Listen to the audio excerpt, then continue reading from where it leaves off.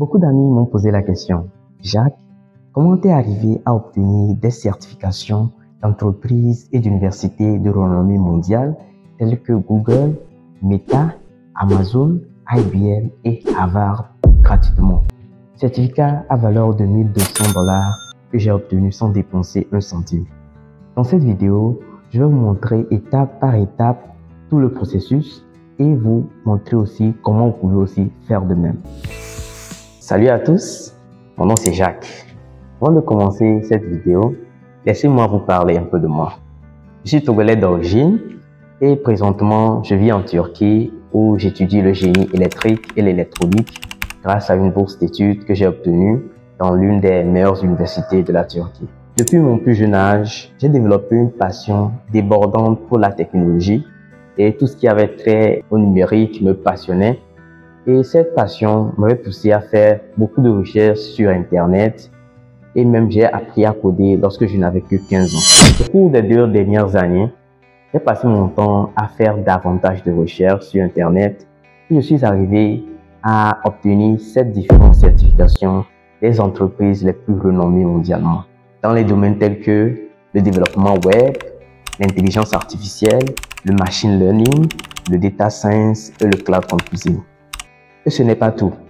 J'ai même suivi un bootcamp en ligne à durée de 9 mois en génie logiciel et obtenu une bourse d'Amazon pour étudier le machine learning. J'ai participé à des hackathons et des compétitions en machine learning organisées par Kaggle et OpenAI. Je suis présentement mentor sur la plateforme deeplearning.ai qui est l'une des meilleures plateformes d'enseignement de l'intelligence artificielle où je réponds aux questions des apprenants. Bien sûr, le chemin n'a pas été du tout facile. J'ai dû faire face à beaucoup de défis. Le défi principal et majeur dont j'ai dû faire face était celui du temps.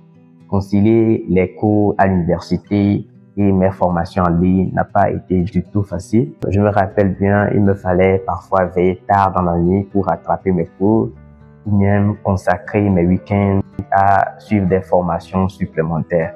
Mais tout cela en valait la peine parce que j'ai appris des connaissances essentielles au-delà des connaissances techniques que j'ai apprises, telles que la gestion du temps, la discipline et même l'autonomie.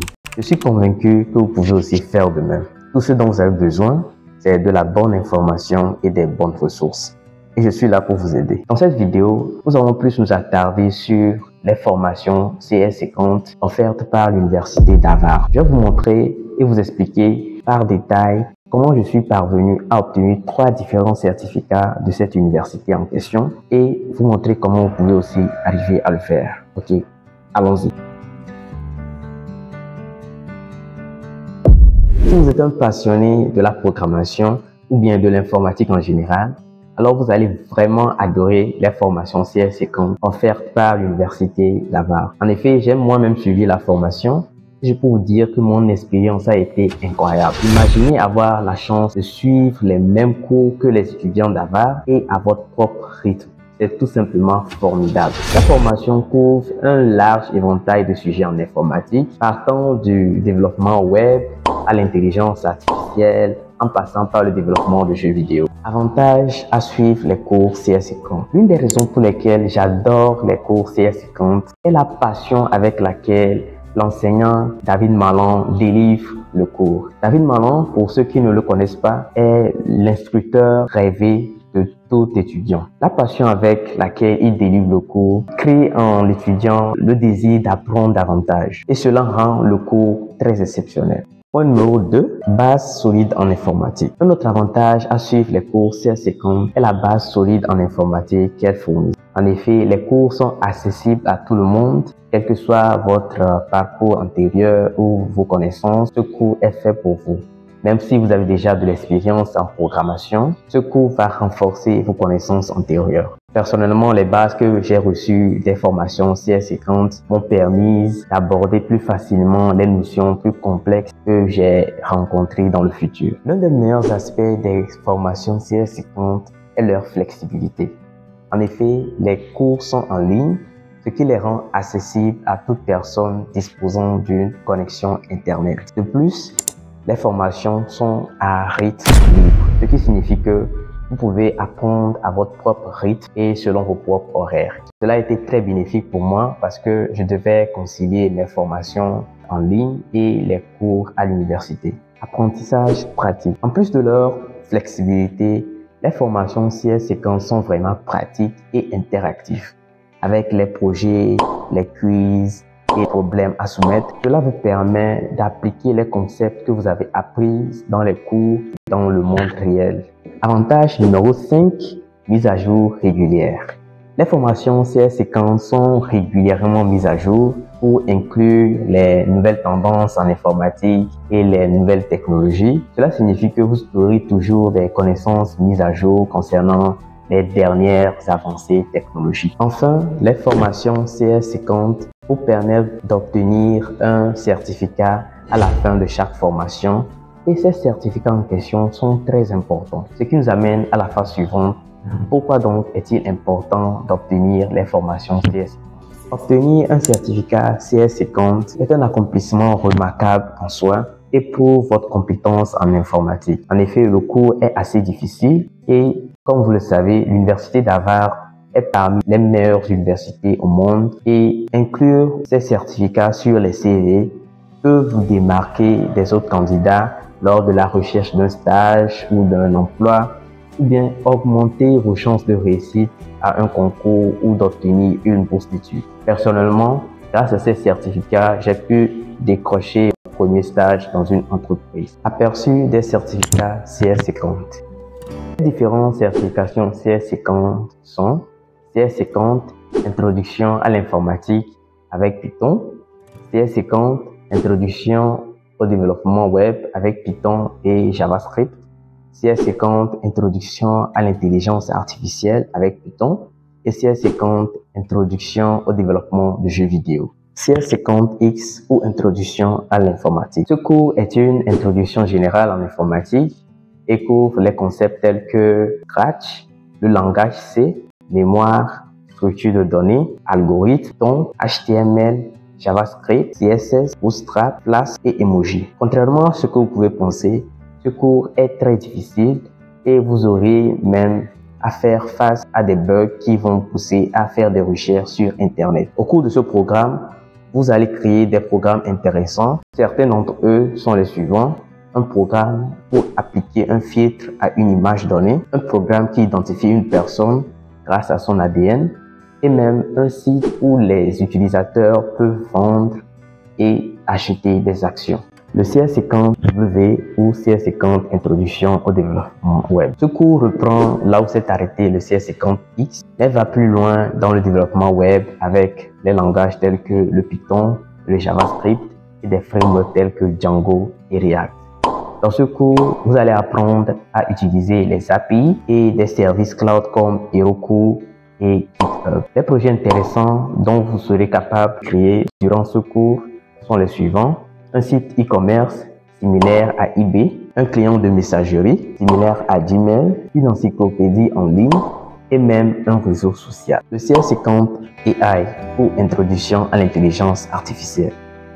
Ce cours explore les bases de l'intelligence artificielle moderne et vous allez apprendre les notions telles que la classification, l'optimisation, l'apprentissage par renforcement et d'autres notions en intelligence artificielle et en machine learning. Durant le programme, vous allez avoir la possibilité de créer des IA telles que une IA qui joue du tic-tac-toe, une IA qui génère les mots croisés, une IA qui répond aux différentes questions et une IA qui identifie les panneaux de signalisation dans une image donnée. Chaque formation demande que vous soumettez tous les projets et les valider avec un score de 70% avant d'obtenir le certificat. Une fois que c'est fait, vous pouvez aller sur le site officiel de l'université d'Harvard et générer votre propre certificat. Attention, il ne faut pas suivre les cours sur EDX parce que EDX va essayer de vous vendre le certificat à 149 $. Mais si vous suivez mes instructions, vous pouvez obtenir ce certificat gratuitement. Maintenant, nous allons parler des prérequis pour commencer à suivre les cours et soumettre les projets. Mais avant d'aller plus loin, je vous invite à vous abonner, à liker et activer la cloche de notification. Une fois que c'est fait, nous pouvons commencer. Parlons de prérequis. Il est important d'avoir un bon niveau en anglais puisque les vidéos sont en anglais. Mais si ce n'est pas le cas, pas de souci. Maintenant, je vais vous montrer comment vous inscrire et commencer à suivre les formations. Nous allons pour cela me diriger vers mon ordinateur où je vais tout vous expliquer. Voici le site officiel de CS50. Ici, c'est en fait le site de CS50 Introduction en informatique, comme vous le voyez marqué ici. Je vais prendre ça comme exemple. Vous pouvez vous baser sur ça et faire de même pour les autres formations. Vous le voyez ici. Ici, c'est la page d'accueil. Vous pouvez lire si vous voulez. Ici, il y a les 10 semaines dont j'avais fait mention, de la semaine 0 à la semaine 10. Vous pouvez cliquer sur la semaine 0 pour voir ce dont il est question. Voici le cours que vous pouvez suivre en anglais, si vous êtes confortable en anglais bien sûr. Et vous pouvez aussi avoir accès à l'audio ici. Vous pouvez avoir accès aux notes si vous cliquez sur notes. Donc voici les notes au cas où vous aimeriez mieux lire. Bon, les notes sont ici en anglais, mais vous pouvez facilement les traduire. Il suffit d'avoir Google Translator ou bien vous installez une extension Google Translator. Le mien est ici, je vais juste cliquer sur ça. Et maintenant, appuyer sur Translate this page. Et là, je peux changer l'option de la langue, changer ça en French. Et là, comme par magie, je vois toutes mes phrases qui sont transformées en français. Je peux maintenant mieux lire. Je retourne à la page précédente. Là, je peux aussi avoir les sous-titres. Je peux cliquer sur le problème concernant le projet en question. Pour chaque projet en question, il y a des méthodes spécifiques par lesquelles il faut soumettre le projet et faire le projet. Donc, ce qu'il faut faire ici, pour ce projet particulièrement, il vous demande de télécharger et d'installer la dernière version de Chrome si vous ne l'avez pas. Et l'étape 2, c'est d'implémenter le projet en question. Vous allez cliquer sur This Specification pour voir les spécifications des exigences. Vous allez tout lire parce que votre projet en dépend. Et après avoir lu et exécuté votre projet, vous pouvez lire cette partie qui vous montre comment soumettre votre projet, how to submit. Généralement, vous devrez soumettre un formulaire. Donc, voici le formulaire. Vous demandez votre email, votre nom, prénom, votre nom d'utilisateur EDX. En fait, vous allez devoir créer un compte EDX, mais ne suivez pas le cours sur la plateforme EDX. Après s'être inscrit sur cette plateforme, vous revenez sur le site officiel de l'Université d'Harvard où vous pouvez suivre le cours gratuitement. Donc ici, vous pouvez inclure votre nom d'utilisateur GitHub. C'est à base de ce compte d'utilisateur GitHub qu'ils vont pouvoir relier votre compte GitHub et vous pouvoir vous noter. Et vous remplissez aussi votre ville et nom, votre date de naissance. Il vous demande si vous avez déjà eu un cours d'informatique dans le passé. Et vous demande une vidéo d'introduction si vous aimeriez bien vous présenter. Mais c'est facultatif. Ici, la vidéo est facultative. Mais si vous voyez une étoile rouge, cela prouve que le champ est obligatoire. Par exemple, ici, vous devez décrire le projet qui est le Scratch Project. Le décrivez. Et une fois tout rempli, vous soumettez le formulaire. Maintenant, une fois fait, ce n'est pas tout. Là, l'étape 2, c'est vous allez visiter ce lien et autoriser CS50 à accéder à votre compte GitHub. Cela est très important. Et voilà, normalement, ça devrait vous demander de confirmer l'autorisation. Mais puisque moi, je l'avais déjà fait dans ce navigateur, c'est venu automatiquement. Donc, voici mes projets que j'ai dû soumettre durant la formation. Voici tous mes projets. Ouais. Donc, retournons à la page précédente. Une fois fait, alors vous allez visiter ce lien pour la phase finale. Et là, vous pouvez télécharger votre document qui constitue votre code sur le site en question. Vous téléchargez le document ici, si vous voulez. Je ne vais pas le faire. Et après, vous cliquez sur Submit. Maintenant, une fois le projet complété, vous pouvez vérifier votre progrès en cliquant sur ce lien. Là, voici la page de mes progrès. Là, vous pouvez voir que j'ai validé tout. J'ai validé les 11 semaines sur 11. Voici les 10 semaines et ainsi que le projet final. Il faut soumettre un projet final. De mon côté, j'avais soumis un projet qui était un lecteur musique. Une fois que vous avez tout validé et que votre barre soit verte, cela signifie que vous pouvez obtenir votre certificat. Et ce que nous allons faire, c'est que nous allons maintenant aller chercher notre certificat.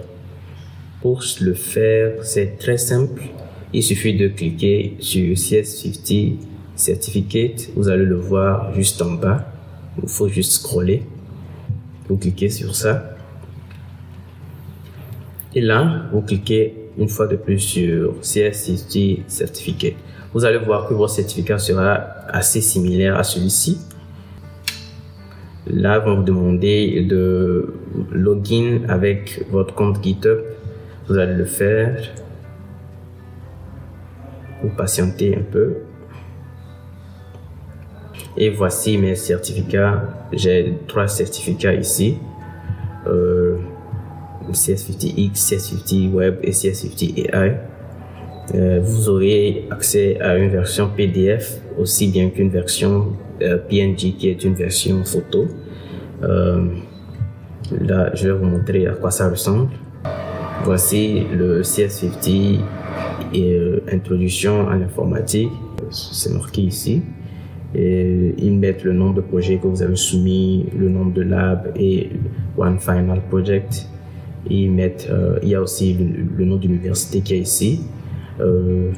Et si quelqu'un veut vérifier que le certificat est vraiment authentique, il peut scanner le Si vous avez des inquiétudes, n'hésitez pas à me poser des questions dans les commentaires. Si vous avez aussi des suggestions et aimeriez voir certaines vidéos YouTube sur cette chaîne, n'hésitez pas à me les suggérer dans les commentaires. À plus.